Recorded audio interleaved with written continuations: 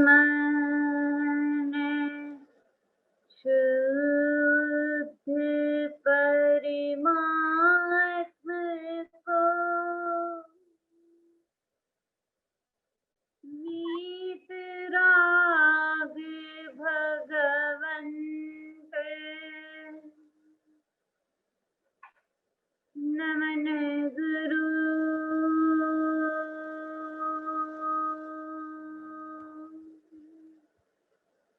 नमन गुरु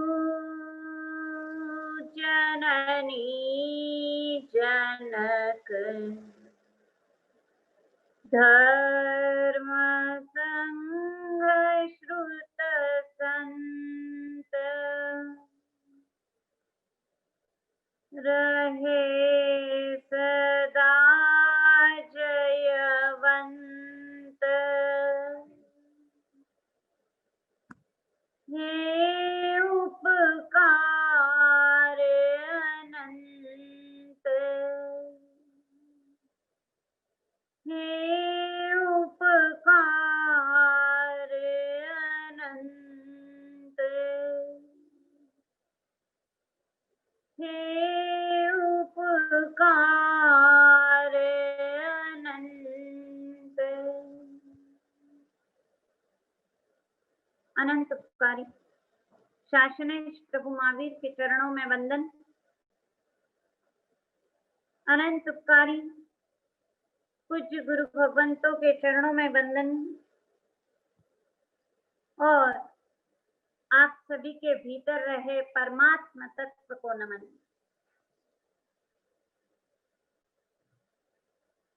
पुनश्च मिलने का सौभाग्य प्राप्त हुआ। उसी विषय को आगे बढ़ाएं। शिक्षा प्राप्ति के कारणों को हम जान रहे थे। शिक्षा प्राप्त करनी है। शिक्षा प्राप्ति के 8 कारण भगवान ने बताए। हस्तिरे सयादंते नयमम्मम उदाहरे नासीले न वीसीले न सिया ऐ लोलुए अकोहणे सच्चरे सिक्खा सिलेसी उच्चई। शिक्षा कैसे प्राप्त होती है? शिक्षा प्राप्त करना आवश्यक है, क्योंकि बिना शिक्षा के, बिना जानकारी के हमारे चरण उठ नहीं सकते, हमको गति नहीं मिल सकती, हमको रास्ता नहीं पता चल सकता। रास्ते को पता करना आवश्यक है, तो उसके लिए शिक्षा प्राप्त करनी होगी। जिसको एकांत सुख को प्राप्त करना है, भगवान फरमाते नाणस्य सर्वस्व प्रकाशनाय, ज्ञान का संपूर्ण रूप से प्रकाशन हो। आधा अधूरा ज्ञान काम का नहीं है, ज्ञान का संपूर्ण रूप से प्रकाशन करना है। अब उस ज्ञान का प्रकाशन करने के लिए जो जो उसके बाधक कारण हैं, उन बाधक कारणों को हटाने का प्रयास करना होगा। और उसी में हम जो हमने पिछले सप्ताह में चर्चा की, उसी चर्चा में और गहरी डुबकी लगानी होगी। शिक्षा प्राप्त नहीं होती 5 कारणों से। थंबा कोहा पुमायणम रोगे नालस्यणय। थंबा अहंकार के कारण शिक्षा प्राप्त नहीं होती। हमारे भीतर अनंत ज्ञान है। उस अनंत ज्ञान का हमको अनुभव नहीं होता। उस अनंत ज्ञान का अनुभव नहीं होने का कारण क्या है कि हम सीमित जानकारी में अटक जाते हैं। बुद्धि को अनंत ज्ञान क्यों प्राप्त नहीं होता? तो हम सीमित ज्ञान में अटक गए, सीमित ज्ञान का अहंकार कर लिया, सीमित ज्ञान से हम संतुष्ट हो गए, तो उस अनंत ज्ञान से हम वंचित रह गए। माँ अपने बेटे को कितना भोजन कराती है, जितनी उसकी भूख है उतना ही भोजन कराया जाता है। हमारी भूख जितनी होगी उतना ही हमको प्राप्त होगा। हम तो सीमित में ही संतुष्ट हो जाते हैं, और जब सीमित में संतुष्ट हो गए तो उस अनंत ज्ञान से वंचित रहना ही है। भीतर में अनंत रस है, उस अनंत रस का आस्वादन क्यों नहीं होता मन को? तो हम सीमित रस में अटक गए, बाहर के रस में अटक गए और उससे संतुष्ट हो गए, तो भीतर के अनंत रस से वंचित रह गए। यानी कि जहां हमने जानकारी का अहंकार कर लिया, वहां हमारे ज्ञान में बाधा आ गई। अहंकार बहुत बड़ी बाधा है ज्ञान प्राप्ति में, और आज तक हमने यही किया, थोड़ा सा जान लिया, थोड़ा सा समझ लिया, और हमने समझा हमको सब कुछ आता है, मेरे जैसा ज्ञानी कोई नहीं, मेरे जैसा विद्वान कोई नहीं, मेरे जैसा पंडित कोई नहीं। तो हम अटक गए, इस सीमित ज्ञान में अटक गए। इसलिए हमारी यात्रा, ये जो हमने जानकारी प्राप्त की, उसको जीवन में हम चरितार्थ नहीं कर पाए, आचरण में नहीं उतार पाए। जानकारी केवल बुद्धि का बोझ बन करके रह गई, और जो ज्ञान अज्ञान के, जो ज्ञान ज्ञान के वेश में आता है, जो ज्ञान ज्ञान के वेश में आता है, उसको हटाना तो फिर बहुत मुश्किल हो जाता है। उस अज्ञान को हम हटा नहीं पाते, क्योंकि वो तो ज्ञान के वेश में आ गया है। हमको लगता है हमको ज्ञान प्राप्त हो गया, पर हमको ज्ञान प्राप्त नहीं हुआ और हम अज्ञान में अज्ञानी ही रह गए। तो ज्ञान प्राप्ति के लिए हमको अहंकार से बचना होगा, और ये अहंकार आता कैसे, इसको जानना होगा। अहंकार के कारण बताएं, वाक्य कैसे बनते हैं? आप सभी जानते हैं, वाक्य बनता है कर्ता, कर्म और क्रियापद से। वैसे ही अहंकार इन तीन से ही पुष्ट होता है, कर्ता से, कर्म से और क्रिया से। कर्ता से अहंकार की पुष्टि होती है, कर्तृत्व का अभिमान, मैंने किया, देखो मैंने कितना अच्छा किया, मैं कितना काम करती हूँ, मेरे जैसा होशियार कोई नहीं। मैं जहां पर भी रहेगा वह कर्तृत्व का अभिमान रहेगा। मैं साधना करती हूँ, ये अहंकार है, कर्ता भाव जहां जहां है वह सब कर्तृत्व का अभिमान है। फिर दूसरा नंबर आता है कर्म। कर्म के फल में आसक्ति होती है। अब कर्म के फल में कैसे आसक्त होते हम? जो कार्य किया अब उसकी आसक्ति रह जाती है। कर्म तो हो जाता है, कर्म तो उस समय हो गया, पर उसकी आसक्ति भीतर में कितने साल तक जीवित रहती है। मैंने कोई त्याग किया, मैंने कोई व्रत लिया, मैंने कोई पचकान किया, उसकी आसक्ति कितने लंबे समय तक जीवित रहती है, और हम भूलते ही नहीं है कि मैंने इतना किया। कर्म के फल में आसक्ति। कोई कार्य बहुत अच्छा हो जाता है, हम बुराई नहीं कर रहे, पर भलाई का अभिमान करने लगते हैं कि मैंने देखो कितने लोगों की सेवा की, मैंने कितना काम किया। आसक्ति भीतर में जीवित रह जाती, कर्म के फल में आसक्ति। और तीसरा बताया क्रिया के सुख का भोग। क्रिया के सुख का भोग भीतर में जीवित रहता है। जो क्रिया हो गई, अब उसका सुख भोग कर रहे हैं। खाना बना लिया, खिला दिया, पर 10 दिन तक उसकी तारीफ करते हैं, क्रिया के सुख का भोग करते रहते हैं। मैंने इतना अच्छा खाना बनाया, मैंने इतना अच्छा काम किया, क्रिया हो गई है, पर उसके सुख का भोग कितने लंबे समय तक चल रहा है। मास्कमण हो गया, प्रशस्ति पत्र मिला, हमने घर पर लाकर सम्मान पत्र लटका दिया, मान कषाय को सामने पोस्टर पर लगा दिया, और 1 साल बीता, 2 साल बीते, 10 साल बीते, 15 साल बीते, कोई आता है तो कहते मैंने मास्कमण किया, मैंने किया, मैंने किया, मैंने किया। हम भूलते ही नहीं हैं। उस 1 महीने में जितनी निर्जरा की, बाद के समय में हम उतने ही कर्म बांध लेते हैं, उसके सुख का भोग करते रहते हैं, स्वयं के मुख से तारीफ करते रहते हैं। ये जघन्य अभिमान है। इस अहंकार से बचना है, इस अहंकृति को समाप्त करना है। अहंकृति को समाप्त करना आवश्यक है, क्योंकि इस अभिमान से सारे दोष पोषित होते हैं। क्रोध आता है तो अहंकार के कारण आता है। जब जब मान सम्मान पर चोट पड़ी, जब जब उस पर प्रहार हुआ, तब तब भीतर में क्रोध जगता है। अभिमान, मेरे पास इतना ऐश्वर्य, मेरे पास इतना वैभव, सब कुछ तो अभिमान से जुड़ा हुआ है। इस व्यक्तित्व का मोह समाप्त हो जाए, इसके लिए हमको प्रयास करना होगा।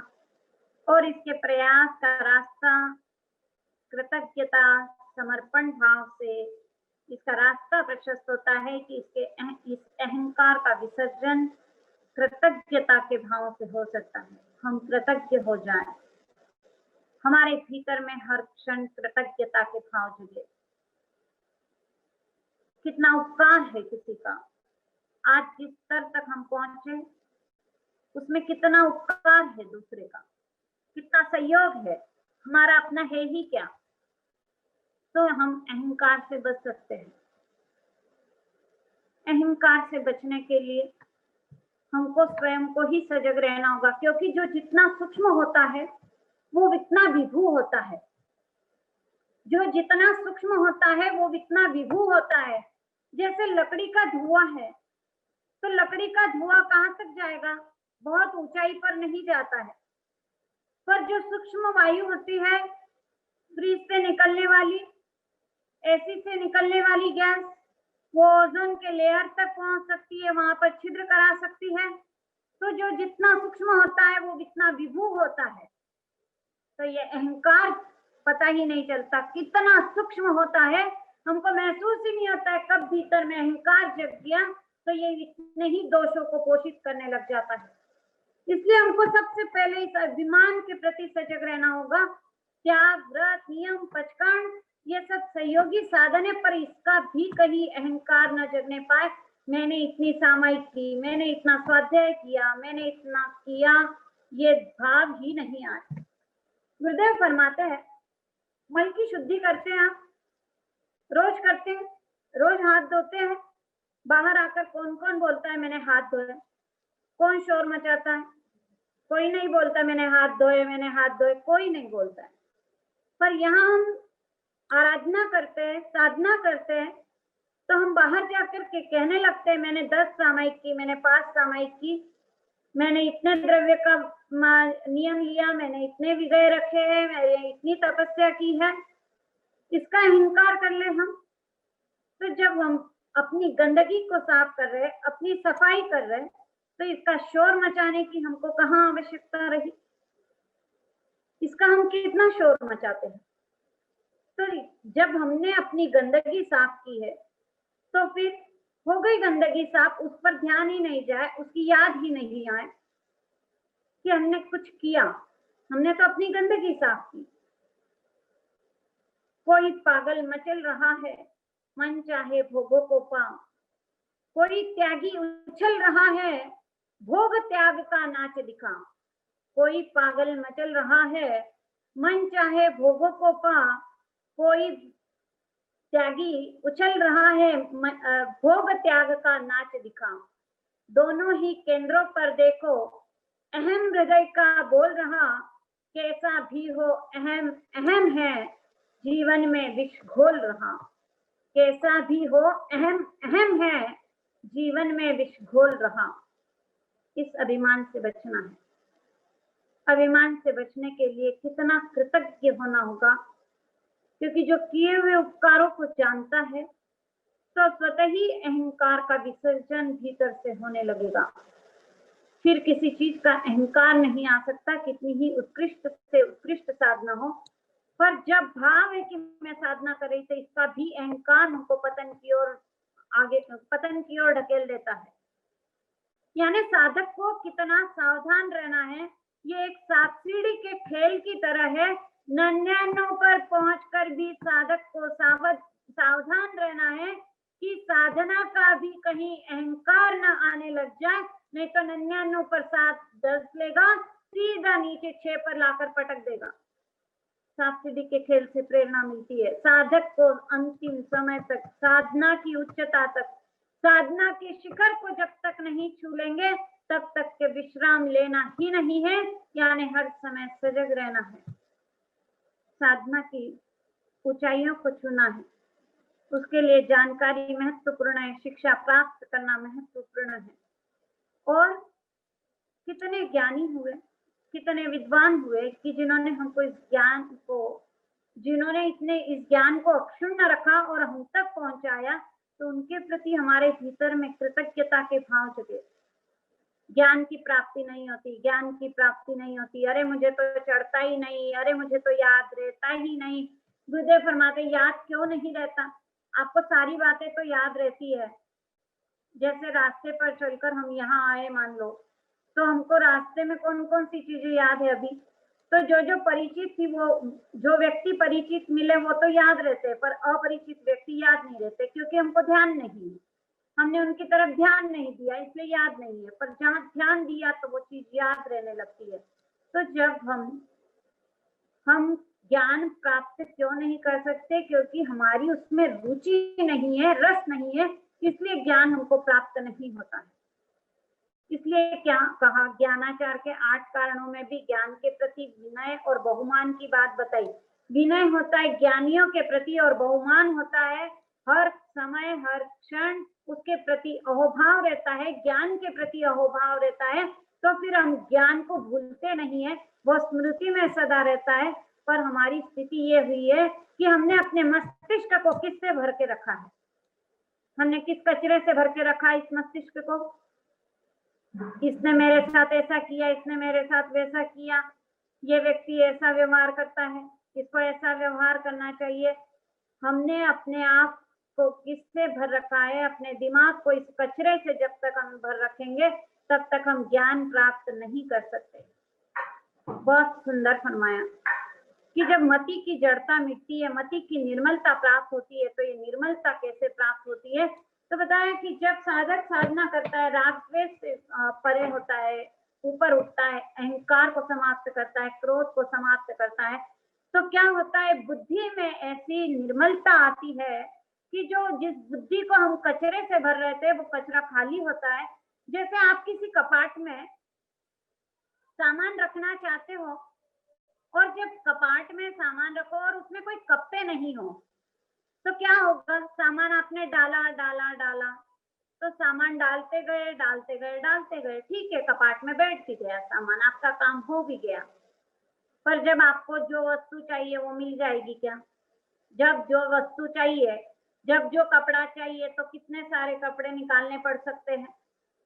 व्यवस्थित नहीं रखा है तो सही समय पर मिलेगा जरूरी नहीं, जो चाहिए मिलेगा जरूरी नहीं। पर होता क्या है, हम ज्ञान के साथ भी हमारे साथ ऐसा ही हो रहा है कि हमारे बुद्धि में पार्टीशन नहीं है, कप्पे नहीं है। तो क्या हुआ कि हमने याद तो किया और फिर उसको धारण किया, थोड़ी देर याद रहा और फिर हम भूल गए, क्योंकि कपड़ा कहाँ डाला था पता नहीं है ना, याद नहीं आ रहा है ना। तो हमने कचरे से अपने आप को भर रखा है। नहीं तो हमारी बुद्धि कैसे काम करती है? गणित की कॉपी की तरह काम करने लगती है कि कितने सुंदर पार्टीशन होते हैं गणित की कॉपी में, और जब पार्टीशन में बराबर विषय वाइज ज्ञान डाला गया हो तो फिर जब जो चाहिए तब याद आ जाएगा। अनित्यता के कप्पे में सारी अनित्यता की बातें, अशरण के कप्पे में अशरण की बातें, यानी जो चीज जब जहां डालनी है वहीं उसी समय हम डाल सकते हैं। तो ये तभी हो सकता है जब भीतर में ये कचरा नहीं रहे। इसीलिए भगवान फरमा रहे हैं तंबा पोहा पमायणम रोगेण आलस्येण, ये सब कचरा है, इस कचरे को हटा दो तो ज्ञान बुद्धि में बराबर स्थित हो पाएगा, और जब जो चाहिए तब वो स्मृति में आएगा, याद रहेगा, हम भूलेंगे नहीं, हमको सारी बातें याद रहती है। 20 साल पहले किसी ने गाली सुनाई थी, हमको याद रहती है। और आज हम कहते हैं ज्ञान हमको याद नहीं रहता, हमको 20 साल की बात याद है, किसने हमारे साथ कैसा व्यवहार किया, सब याद रहता है। पर हमने अपने आप को इतना सीमित मान लिया, अपनी पहचान ही नहीं कर पाए, अपनी क्षमता को हम नहीं पहचान पाए, अपने सामर्थ्य को हम नहीं जान पा रहे। क्या हमको गंदी बातें याद रह सकती 20 साल और अच्छी बात याद नहीं रह सकती है? याद रह सकती है, हमारे भीतर क्षमता है, हमारे भीतर सामर्थ्य है, हम उस क्षमता को पहचाने, सामर्थ्य को पहचाने। इतनी शक्ति अपने भीतर है, कितना ज्ञान है, अनंत ज्ञान है भीतर में, और उस ज्ञान का अंश भी नहीं महसूस हो रहा है। कितनी बड़ी हमारी दुर्दशा है। और इसके लिए इस कचरे को हटाने का दृढ़ संकल्प करना होगा कि ये क्रोध, मान, माया, लोभ का कचरा इकट्ठा ही नहीं करना है। इसके भार से अपने आप को बोझिल ही नहीं बनाना है। इसके लिए हमारे व्यवहार में, जीवन में धर्म उतर जाए, और इसके लिए हमको बहुत छोटी छोटी बातों को ध्यान रखना होगा। क्रोध आता है, क्रोध आता है तो हमारी दशा कैसी होती है? हम स्वयं जलते हैं और दूसरे भी जलने लगते हैं। क्रोध के वशवर्ती जीव क्या प्राप्त करता है? तो भगवती सूत्र में आता है कि जब जीव क्रोध के वशीभूत हो जाता है तो उस समय जीव शिथिल बंधनों को गाढ़े कर लेता है, मंद अनुभाग को तीव्र अनुभाग में बदल देता है, और कितने ही कर्मों को बांध लेता है। और उस समय मुख्य बात बताइए, असाया वेणी जम जणम कमम भुजो भुजो वो चिणाई, असाता वेदनीय कर्म को बांध लेता है। जब जीव क्रोध के वशवर्ती होता है, मान के वशवर्ती होता है। किसी को असाता चाहिए क्या? नहीं चाहिए। फिर हम क्रोध, मान, माया, लोभ में डूबे रहते हैं, हम सजग नहीं रहेंगे। हमको क्रोध आया बताने वाला कौन है? हमको स्वयं को ही सजग रहना होगा कि इस समय मुझे क्रोध आ रहा है। चलो, अब हम कहेंगे कि हमको तो ध्यान ही नहीं रहता है क्रोध कब आया, क्रोध कब गया, तो हम पर्सनल असिस्टेंट लगा देते हैं कि जब जब क्रोध आए तो वो पर्सनल असिस्टेंट मुझे बताए कि मुझे इस समय क्रोध आ रहा है। कितने पर्सनल असिस्टेंट लगा लेंगे? 8-8 घंटे के 3 लगा लो। चलो, 8 या 24 घंटे के 3 लगा लिए। अब क्रोध आया और उस समय कोई पर्सनल असिस्टेंट आया और बता रहा है आपको क्रोध आया है, सबसे पहले क्या होगा? उसके ऊपर ही बौछार। तो कौन होता है मुझे बताने वाला? मैं जानता हूँ मेरी स्थिति क्या है, मैं जानता हूँ। हम स्वीकार ही नहीं कर सकते। तो कैसे इस क्रोध को हटाएं? कैसे इस क्रोध से हम ऊपर उठे? क्रोध से ऊपर उठने का तरीका होगा कि सबसे पहले स्वयं को ही सजग रहना होगा। इस समय मुझे क्रोध आ रहा है, और उस समय क्रोध आ रहा है तो हम उसको दबाते हैं। शुभ चिंतन से दबाने लगते हैं, अच्छे विचारों से दबाने लगते हैं, स्वाध्याय से दबाने लगते हैं। पर दबाने से भी काम नहीं चलेगा, उपशम करके भी काम नहीं चलेगा। उसको क्षीण करना होगा, उसको हटाना होगा। और उसको हटाने के लिए सबसे पहले ये स्वीकार कर लीजिए कि मुझे क्रोध आ रहा है। पर हमारी स्थिति ये है कि कोई हमको कहे क्रोधी, तो हम स्वीकार कर सकते क्या क्रोधी? हम नहीं कर सकते स्वीकार। हम ऊपर क्या दिखाना चाहते हैं? मुझे कोई क्रोध नहीं आया है। हम अपने अभिमान को पुष्ट करना चाहते हैं। उस समय कोई मुझे क्रोधी कैसे कह दे, इस मिथ्या अभिमान से हम बचना चाहते हैं। मिथ्या अभिमान को जीवित रखना चाहते हैं, सॉरी। और मिथ्या अभिमान को जीवित रख के भीतर में तो परेशान होते हैं कि मुझे क्रोध आ गया। भीतर में परेशानी है, भीतर में अपराधी भाव है, भीतर में कुंठा है, भीतर में विधा है, द्वंद्वावस्था है। मुझे क्रोध आ गया, अरे नहीं करना चाहिए था। पर हम ऊपर से अच्छा दिखना चाहते हैं, सरलता नहीं है। जैसा है वैसा हम बाहर दिखाना नहीं चाहते। हम बाहर तो दिखाना चाहते हैं मैं अच्छा हूँ, मेरे जैसा धार्मिक कोई नहीं है। धर्म की व्याख्या बहुत सुंदर फरमाई गुरुदेव ने। जिसको धारण करने से भय रहित नित्य शांति की अनुभूति हो, वह धर्म है। जिसको धारण करने से भय रहित नित्य शांति की अनुभूति होती। और धार्मिक कौन है? तो बताया कि जिसको संसार की आवश्यकता नहीं है, पर संसार को जिसकी आवश्यकता है, वो धार्मिक है। संसार की जिसको आवश्यकता नहीं है, धार्मिक व्यक्ति को संसार की आवश्यकता नहीं है, पर संसार को उसकी आवश्यकता रहती है कि इसी से हमारा हित सच सकता है, इसी से हमको रास्ता मिल सकता है। तो धार्मिक व्यक्ति की आवश्यकता सबको होती है, और धार्मिक को किसी की आवश्यकता नहीं होती है, वो बंधनों से मुक्त होता है। तो हम बात कर रहे थे कि हमको क्रोध से ऊपर उठना है, तो हमको सबसे पहले सरलता पूर्वक इसे स्वीकार करना होगा कि मुझे क्रोध आ गया है। हम ऊपर तो धर्मी दिखना चाहते हैं, ऊपर हम अच्छे दिखना चाहते हैं और भीतर में हमारे अवगुण भरे हुए हैं, तो हमको स्वीकार कर लेना है सहजता पूर्वक कि इस क्षण मुझे क्रोध आ रहा है। तो जिस क्षण हमने स्वीकार किया है क्रोध को, वो क्षण जागृति का क्षण होगा, क्योंकि आचार्य सूत्र में क्या कहा, कोहदंसी क्रोध के दर्शन करें, यानी कि क्रोध के दर्शन कोई और नहीं करने वाला है, क्रोध को जानना स्वयं को ही पड़ेगा। और जिस क्षण हम क्रोध को जान रहे हैं, उस क्षण हम अपने स्वभाव में है, तभी हमको विभाव का पता चल सकता है। विभाव की दशा में, विकृति की अवस्था में, निर्दोषता के क्षण में ही दोष महसूस होते हैं। दोष के क्षण में यदि दोष महसूस हो जाए तो हम दोषों से बच जाएंगे। दोष के क्षण में दोष महसूस हो जाए तो फिर दोष नहीं हो सकते हैं। हमको दोष का अनुभव निर्दोषता के क्षण में होता है, तो निर्दोषता के क्षण में भी यदि हमको अनुभव होने लग गया कि ये दोष भीतर में जीवित है, तो उन दोषों की ताकत स्वतः ही टूटती जाती है, स्वतः ही क्षीण होती चली जाती है। तो हमको इन दोषों की ताकत को समाप्त करना है। तो कैसी भी परिस्थिति आए, हमको क्या व्यवहार करना है, ठाणांग सूत्र में बताया। आत्मरक्षक के लिए रास्ता बताया। आत्मरक्षक क्या करता है, तो सबसे पहले प्रेम से उसे समझाए। जिस किसी के कारण हमको तकलीफ हो रही है, जिस किसी के कारण हमको परेशानी हो रही है, जिस किसी व्यक्ति पर हमको क्रोध आ रहा है, जिस किसी व्यक्ति पर हमको द्वेष आ रहा है, सबसे पहले उसे प्रेम से समझाने का प्रयास करें कि आप ये अनुचित कार्य कर रहे हैं। सबसे पहला रास्ता है। और यदि प्रेम से काम नहीं बन रहा है, सामने वाला व्यक्ति बात सुनने के लिए तैयार नहीं है, तो फिर रास्ता बताया कि यदि सामने वाला नहीं सुनना चाहता है तो हम मौन रह जाए, फिर हम कोई प्रतिक्रिया नहीं करें।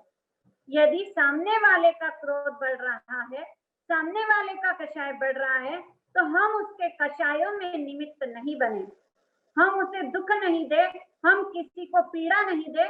प्रेम से काम हो सकता है, ठीक है, और नहीं हो सकता है तो दूसरा रास्ता है, हम मौन हो जाए, कुछ भी प्रतिक्रिया न करें। और बताया कि मौन रहने से उस स्थान पर हमारे अपने विकार बढ़ रहे हैं, हमारा अपना क्रोध बढ़ रहा है, हमारे अपने भीतर में द्वेष जग रहा है, तो फिर वहां से उठ करके चले जाए, फिर वहां उस स्थान पर हम नहीं रहे। तो सबसे पहले प्रेम से, दूसरी बात बताई मौन से, तीसरी बात बताई हम वहां से उठ करके रवाना हो जाए, चले जाए। तो हम आत्मरक्षक रहेंगे, अपनी आत्मा की रक्षा करनी है। और जो स्वयं के आत्मा की रक्षा करता है तो दूसरे के आत्मा की रक्षा स्वतः ही होने लगती है। हम किसी के कषाय में निमित्त नहीं बने। क्रोध के कारण अनेकों है, पर एक कारण यह होता है कि हमारे ढंग से काम नहीं करता है कोई, मेरे विचारों के अनुरूप कोई नहीं चलता है, तो मुझे क्रोध आता है कि ये मेरे विचारों के अनुरूप कार्य नहीं करते हैं, ये अपनी मनमर्जी करते हैं। तो हम क्या करना चाहते हैं, हम अपने अधिकार लालसा का पोषण करना चाहते हैं कि सब मेरी ही बात सुने, मैं जैसा कहूं वैसा ही करे। ये अधिकार लालसा ही क्रोध को जन्म देती है। इस अधिकार लालसा को हमको समाप्त करना है। सबका मुझ पर अधिकार है और मेरा किसी पर अधिकार नहीं है। हमारे जीवन का सूत्र बन जाए, सबका मुझ पर अधिकार है। कोई मुझे डांटे, कोई मुझे फटकारे, कोई मुझे कटु शब्द कहे, कोई मुझे गाली दे, कोई मुझे कुछ भी कहे, सबका मुझ पर अधिकार है, मेरा किसी पर अधिकार नहीं है। इस व्यक्ति को ऐसा करना चाहिए, इस व्यक्ति को वैसा करना चाहिए, हमारा किसी पर अधिकार नहीं है।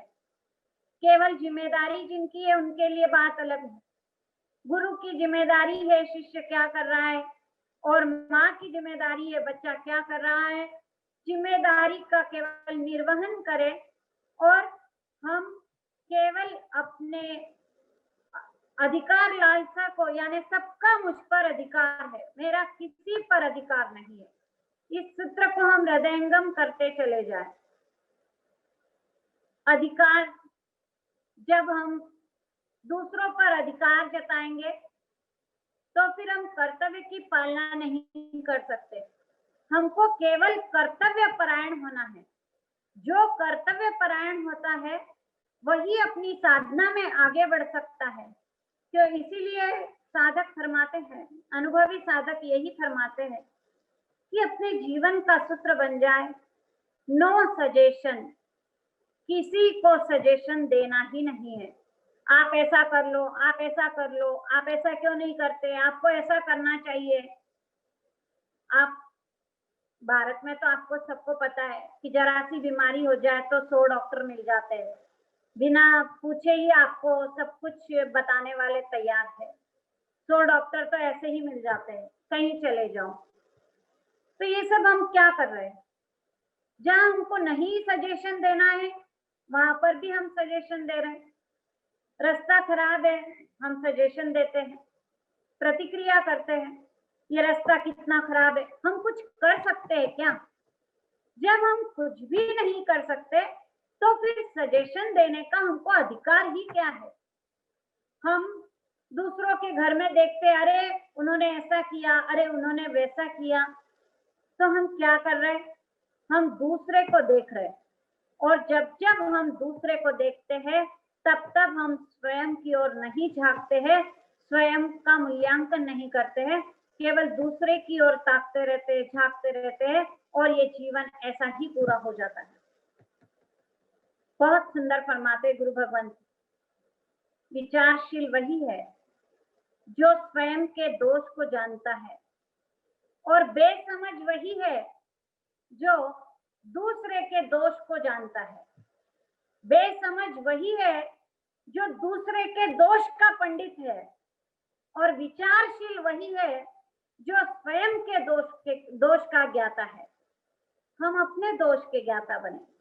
हमने दूसरों को तो बहुत देखा, पर उत्तराधीन सूत्र में आता है अत्तगवेषय, आत्मगवेषक बनना है।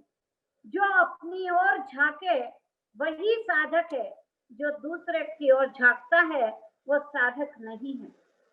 और ये मानव जीवन हमको साधक बनने के लिए मिला है, तो हम केवल अपनी ओर झांके, अत्तगवेषय आत्मगवेषक बन जाए। आये गुप्ते, उसी में आया, आये गुप्ते, आत्मगुप्त बने रहे।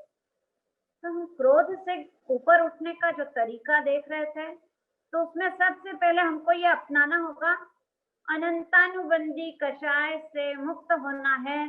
तो 6 महीने हमारा ये जीवन बन जाए कि हम नो सजेशन की साधना करें। कोई सजेशन नहीं दे, कोई सुझाव नहीं दे, कोई मांगे सुझाव तो देने की मनाही नहीं है। और अगर बच्चा आपकी ओर जा रहा है, अनुकंपावश हाथ पकड़ने की मनाही नहीं है कि मैं क्यों सुझाव दूं, वो जल रहा है तो जल रहा है, ये बात नहीं है। अनुकंपावश सुझाव देने की मनाही नहीं है। किसी के प्रति बहुत अनुकंपा है, बहुत आवश्यकता महसूस हो रही है, अरे किसी का हाथ जल जाएगा, अरे किसी को कोई पीड़ा हो जाएगी, वहां सुझाव की मनाही नहीं है। बहुत बड़ा नुकसान हो जाएगा, वहां सुझाव की मनाही नहीं है। तो नो सजेशन की साधना यह है, बिना कारण व्यर्थ के सुझाव देना बंद करें।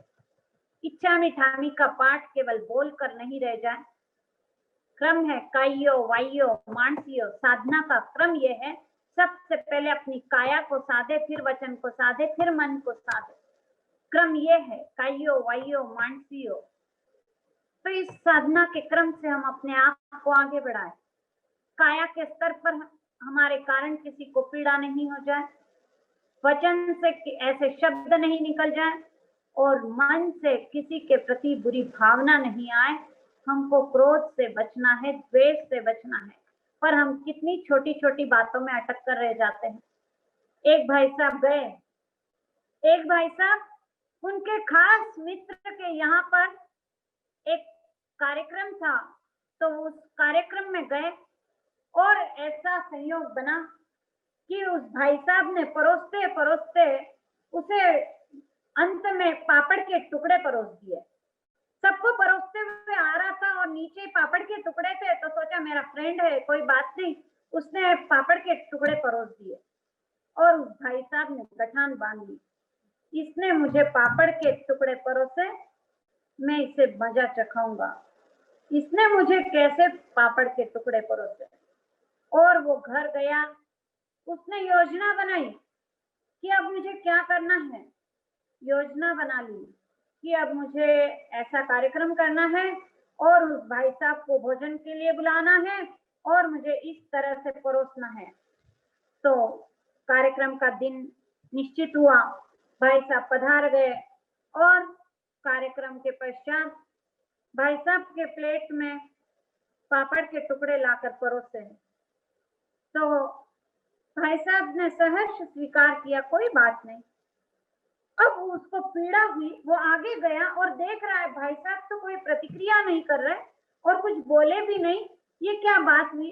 तो उसके भीतर में लगा कि भाई साहब कोई प्रतिक्रिया कैसे नहीं कर रहे।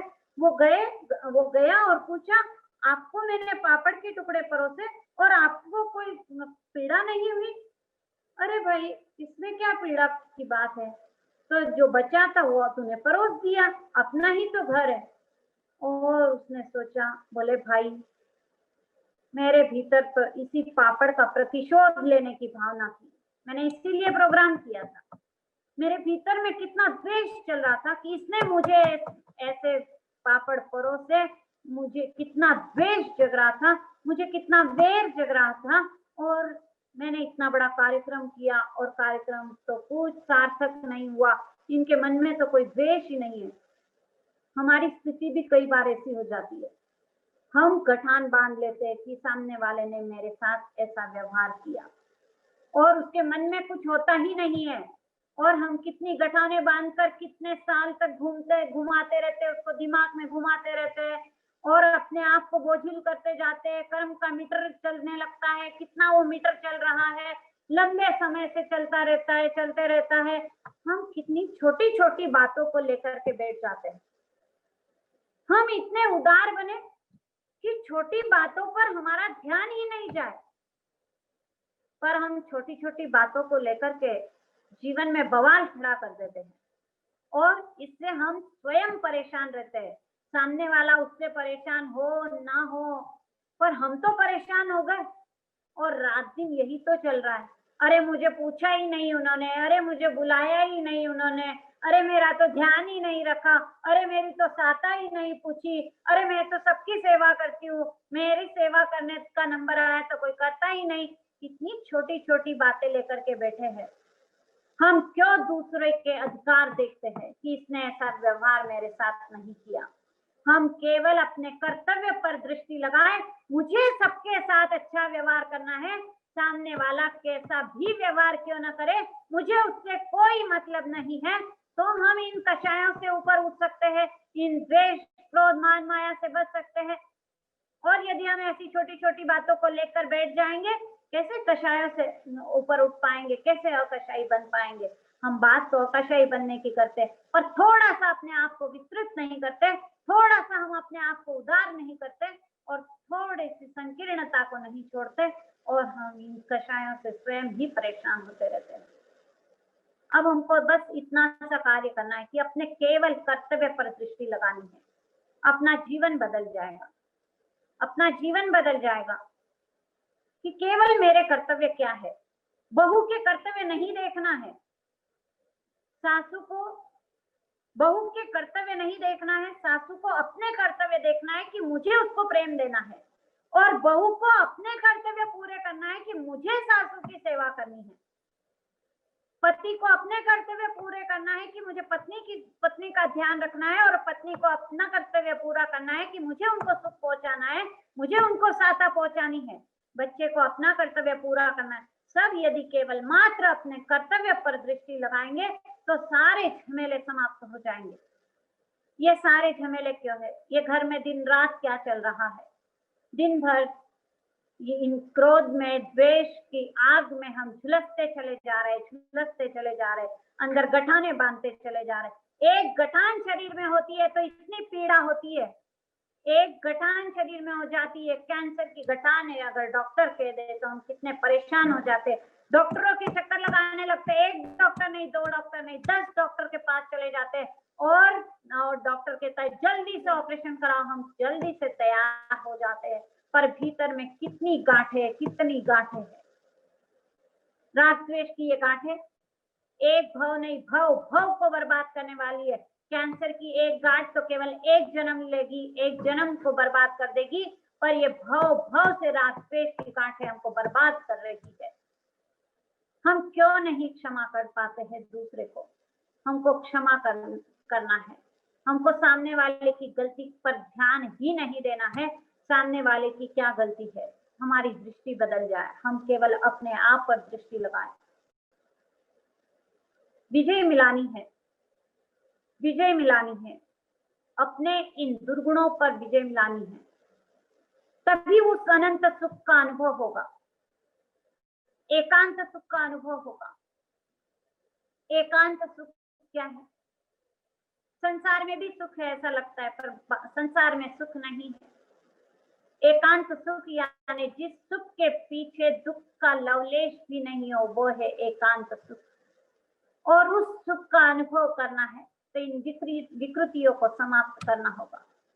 विकृतियों को समाप्त करने के लिए अपने आप को उदार करना होगा, अपने आप को विस्तृत करना होगा, विशाल हृदय करना होगा। अब आज के बाद इन छोटी छोटी बातों में हमको ध्यान ही नहीं देना है। हम केवल आज ये प्रयास करें कि हम अपना ये चिंतन करें कि हम केवल अपने कर्तव्य की पूर्ति कर रहे हैं या नहीं कर रहे। आज हम केवल अपने आप से प्रश्न पूछे, केवल अपना निरीक्षण करें, केवल अपना ही अवलोकन करें और अपनी ही चर्या को हम ध्यान में ले। हम क्या कर रहे हैं? क्या हम केवल मात्र अपने कर्तव्य की पूर्ति कर रहे हैं या नहीं कर रहे? हम दूसरों से जब तक अपेक्षा रखते हैं तो हम दूसरे पर अधिकार चला रहे हैं। हमारा किसी पर अधिकार ही नहीं है। हमारे साथ कोई अच्छा व्यवहार करे, बुरा व्यवहार करे, हमको केवल मात्र अपने कर्तव्य पर दृष्टि लगानी है, तो हम इन समस्त विकृतियों को समाप्त करने में एक बहुत अच्छी स्थिति पर पहुंच जाएंगे और इतनी शांति समाधि की अनुभूति होगी। शांति समाधि जब स्वयं के भीतर रहेगी तो घर में भी रहेगी और घर स्वतः ही स्वर्ग बन जाएगा। आज घर नरक के जैसे क्यों बनते जा रहे? नरक के जैसे नहीं कहे तो कहीं कहीं ये स्थिति है कि हम एक दूसरे को देखना नहीं चाहते, एक दूसरे को पसंद नहीं करना चाहते, एक दूसरे से असुविधाएं लगती है। वो क्यों लगती है? असुविधाएं इसीलिए लगती है कि हम एक दूसरे को समझ नहीं पा रहे और सबसे पहले हम अपने आप को नहीं समझ पा रहे। दूसरे को समझना तो गौण, पर स्वयं को नहीं समझ पा रहे हम, इसलिए सारी समस्याएं हैं। आज यही बात चल रही थी कि हम क्या चाहते हैं, दूसरा बदल जाए। पिता कहता है पुत्र बदल जाए, पुत्र कहता है पत्नी बदल जाए, पत्नी कहती है भाई बदल जाए, भाई कहता है बहन बदल जाए, सासू बदल जाए, बहू बदल जाए। हम केवल दूसरे को बदलना चाहते हैं। अब केवल स्वयं को बदलने से ही हमारा कार्य सच पाएगा। स्वयं को बदलना है। हमने दूसरे को बदलने का बहुत प्रयास कर लिया, पर दूसरा बदलेगा। हम कितनों को बदल पाएंगे? एक को बदल लेंगे, दो को बदल देंगे, 10 को बदल देंगे, पर कोई ना कोई तो प्रतिकूल आएगा ही आएगा सामने। तो हम कितनों को बदलते रहेंगे? जिंदगी सारी इसी में लग जाएगी, दूसरे को बदलने में सारी जिंदगी लग जाएगी और पाएंगे हम कुछ नहीं, केवल कर्म बंद करेंगे। तो हम केवल स्वयं को बदल लेंगे तो कर्म निर्जरा कर लेंगे। किसी को बदलने की आवश्यकता नहीं है। इन निमित्तों को दोष देने की आवश्यकता नहीं है, इन निमित्तों को बदलने की आवश्यकता नहीं है। हमको केवल अब स्वयं को बदलना है। इसीलिए हमको ये सुंदर अवसर मिला है, मनुष्य भव का ये सुंदर अवसर मिला है। तो सम्यक ज्ञान पूर्वक हम आगे बढ़े, ज्ञान पूर्वक हम साधना में आगे बढ़े, दृष्टि का सही ढंग से विकास हो। एक ही परिस्थिति होती है, उसको देखने के कई नजरिया होते हैं।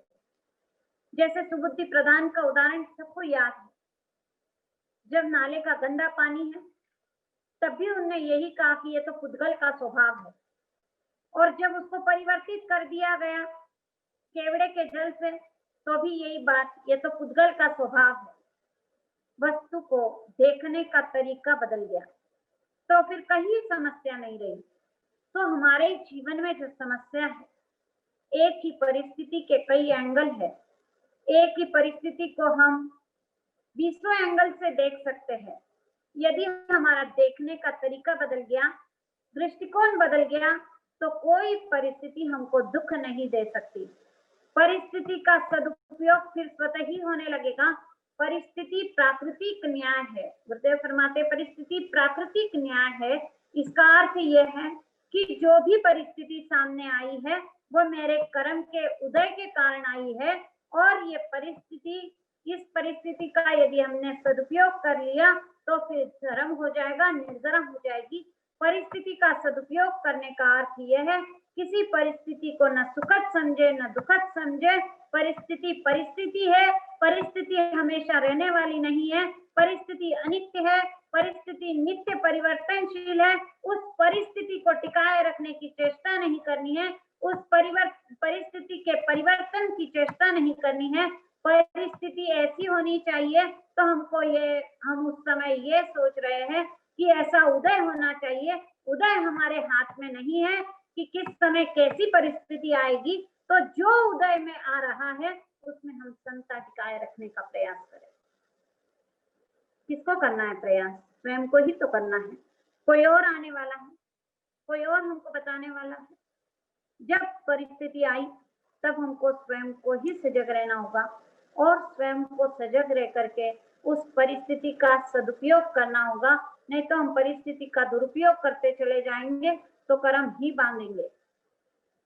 परिस्थिति का दुरुपयोग करते हम कैसे करते? परिस्थिति का दुरुपयोग, जो भी परिस्थिति सामने आई उस परिस्थिति को जैसे ही हम, सुखद परिस्थिति आई और फूल गए, अरे क्या मेरे साथ हुआ, क्या मेरे साथ घटनाएं बीती, सुख में फूल गए, और दुख में दुखद परिस्थिति आई, रोने लग गए, छूने लग गए, चिल्लाने लग गए, तो ये सब हम परिस्थिति का दुरुपयोग कर रहे हैं। कठिन से कठिन परिस्थिति भी जब हम शांति में रहते हैं तो सहज हल हो जाती है। अपने दुख का दोष किसी को नहीं देना है। सब कुछ जो गुरु भगवंतों ने फरमाया उसी को हम दोहरा रहे। हमारा अपना यहाँ कुछ भी नहीं है, एक वाक्य भी हमारा नहीं है। जो कुछ है, जो गुरु भगवंतों से सुना उसी को हम सुनने का प्रयास करें। गुरुदेव यही फरमाते हैं, परिस्थिति की कामना करना आर्त ध्यान है, परिस्थिति का सामना करना रौद्र ध्यान है, परिस्थिति को साधना धर्म ध्यान है, और परिस्थिति को लांघ जाना शुक्ल ध्यान है। परिस्थिति की कामना, अरे मेरे साथ मनोज्ञ परिस्थिति, अच्छी परिस्थिति आ जाए, अरे मनोज्ञ का संयोग बना रहे, अरे ये अमनोज्ञ, ये अच्छा नहीं है, अरे इसका वियोग हो जाए, जल्दी वियोग हो जाए, आर्त ध्यान है। और रौद्र ध्यान, परिस्थिति का सामना करना, अरे ऐसे कैसे हुआ, उसने ऐसे कैसे कह दिया, अभी मैं जाकर के उसको बताता हूँ, मजा चखाता हूँ, परिस्थिति का सामना करने लग गए, सब रौद्र ध्यान है। और परिस्थिति को साधना जैसी भी है, न सुखी होना न दुखी होना, परिस्थिति को साधना धर्म ध्यान है, और परिस्थिति पर ध्यान ही नहीं जाना ये शुक्ल ध्यान की भूमिका है। हम अपनी साधना में आगे बढ़े। थम्बा पोहा पमायणम रोगे नालक सैणय, इसको तो हम जितना अपने जीवन में चरितार्थ करते चले जाएंगे, इन विकृतियों से हम जितने बचते चले जाएंगे, इन विकृतियों पर हम जितना प्रहार करते चले जाएंगे, उतनी अपनी जीत होगी, उतना ही ज्ञान हमको चढ़ने लगेगा, और उस ज्ञान को प्राप्त कर हम अनंत ज्ञान का अनुभव कर पाएंगे। इन्हीं शुभ भावों के साथ, मंगल भावों के साथ आप सभी ने इतना समय निकाला, उसके लिए धन्यवाद देते हुए हम सभी अपने लक्ष्य को साधे। गुरु भगवंतों की कृपा बरस रही है, उस कृपा में अवगाहन करते हुए हम लक्ष्य को साधे। यही शुभ भावना, यही मंगल भावना। नमो अरिहंताण। जय जिनेन्द्र।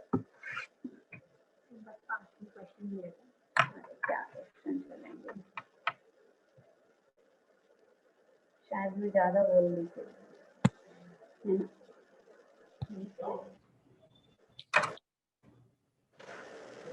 धन्यवाद नेहा दीदी। ये हम सभी के बहुत ही हमारा सभी का सौभाग्य है कि हम आपको आज फिर से सुन पाए। किसी को भी सेशन में से कुछ भी पूछना हो या और कुछ भी पूछना हो तो अभी आप पूछ सकते हैं। आप चैट बॉक्स में लिख सकते हैं, आप अनम्यूट करके बोल सकते हैं।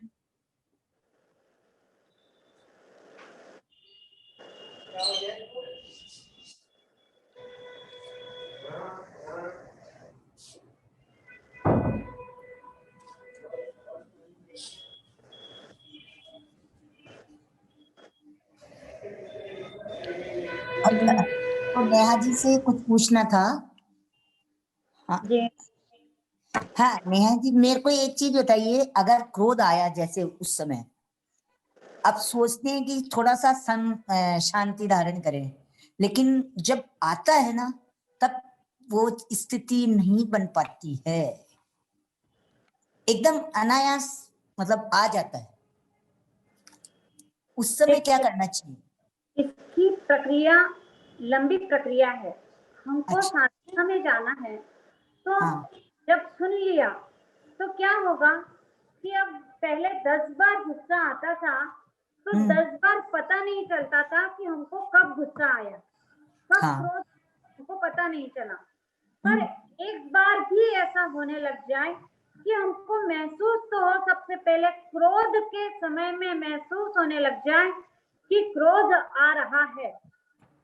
क्रोध के समय में जब महसूस होने लगेगा कि क्रोध आ रहा है तो इतनी विजय हमने प्राप्त कर ली।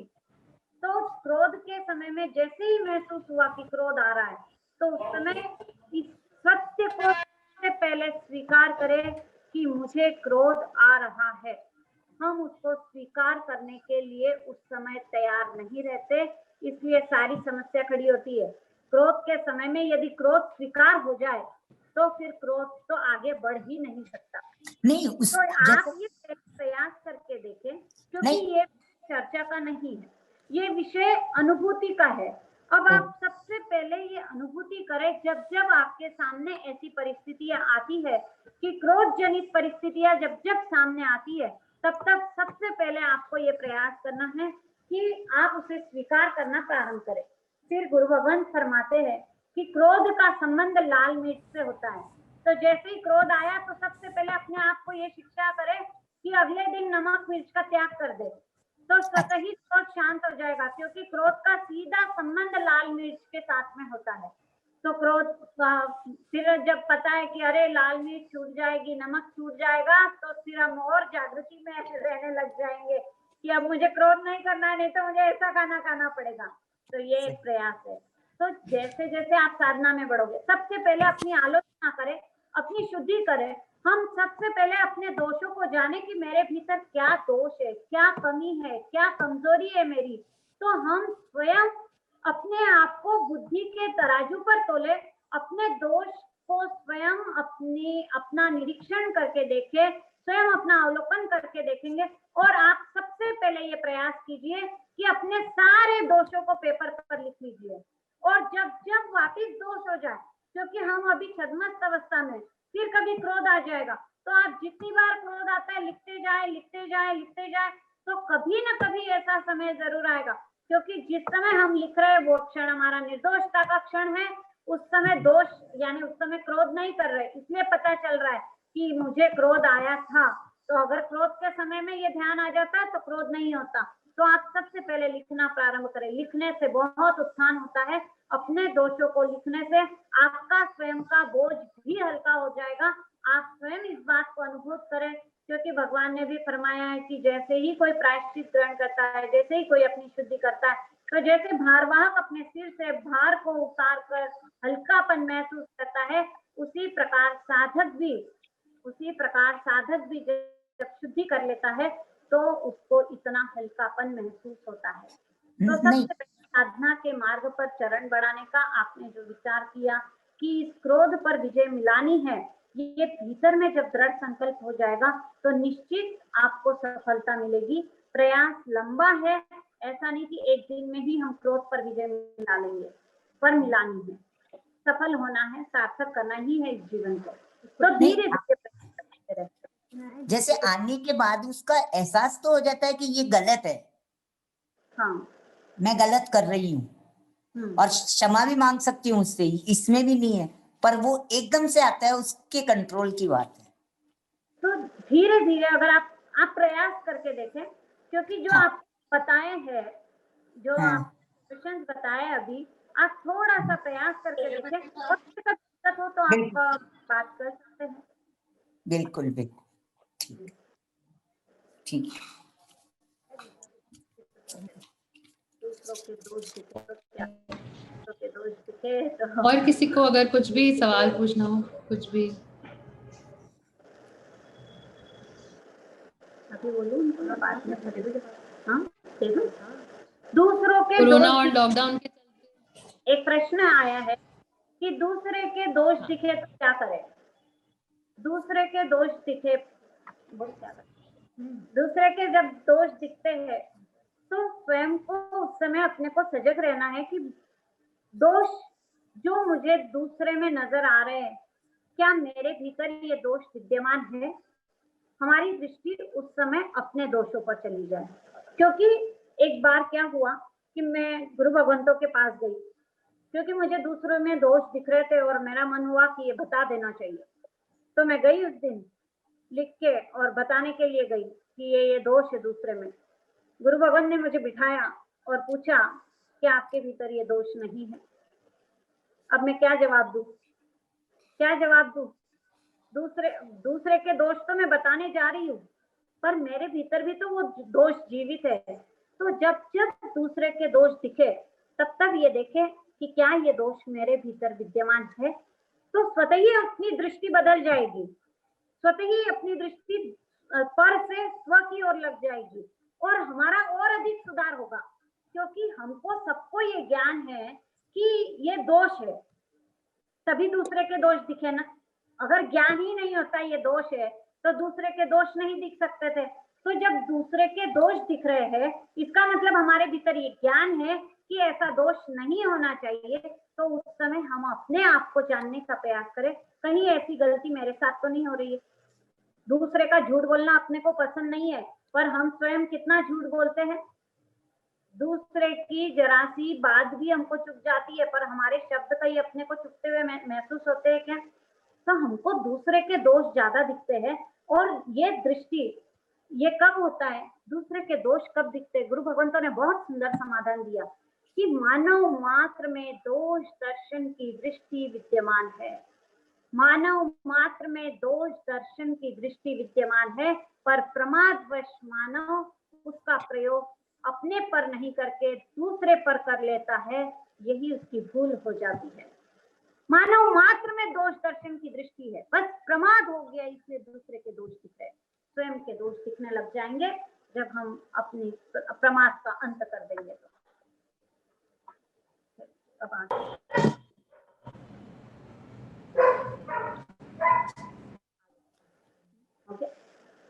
और किसी का कोई प्रश्न?